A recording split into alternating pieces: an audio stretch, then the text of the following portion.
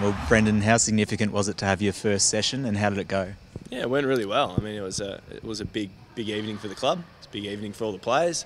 You know, there's a lot of nerves and a bit of anxiety, and it was really good to get out there and get it going with the whole group. So yeah, pretty exciting.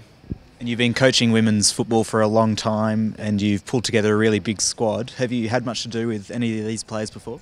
Yeah, there's a couple that I've coached before. So I was involved with the academy work a couple of years ago, the first academy that the league ran. So I did some strength conditioning and some coaching in that. So there's actually a lot that I've actually coached over the last couple of years, and then some from my old club, yeah. So you brought a few across from the Devils? Yeah, there's a couple. It was more focusing on the area, so the ones that lived on this side of the city. So it was about getting those people and really fostering this area first, as opposed to Devils is a long way away from here. And with your experience in the VFLW, do you think you have the talent here to be competitive with the big clubs as soon as next year? I think there's always scope to be competitive, 100%. I think attitude and work rate sort of get you a really long way in women's football. It's still an emerging as a sport. So, you know, we get the fundamentals right, which we can do over the pre-season, and I think we can be really competitive, yeah. Are there any players in particular you can think that Essendon fans should be looking forward to seeing? I think there's a couple. Lisa Williams, who was on the Doggies list, is going to be a really exciting player. Kirby Hicks will be a really exciting player off the half-back wing.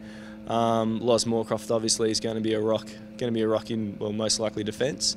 And we've got some really good young players in Hayley Bullis and Isabella Faccioni that I think will be really exciting. Yeah. So you're obviously building a really strong list, but I believe you're an Essendon fan. A lot of people will be excited as well. What was it like to have a Long and a Hurd in your squad today? Yeah, it was really interesting walking in and the cameras are following those two around, which is fantastic because then they're not following me around.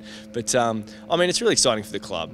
I mean, the father-son sort of structure in the men's football is really exciting, and it's a way of keeping, you know, those kind of big names that have added a lot to clubs within the clubs. So to be able to have those two in the women's program is huge for the Essendon Football Club.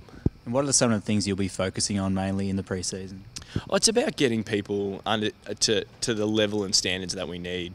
So the level of professionalism in women's football is ever increasing. So it's about making sure that we match that and that we take the group that we have and make sure that they're fundamentally ready to play VFL football.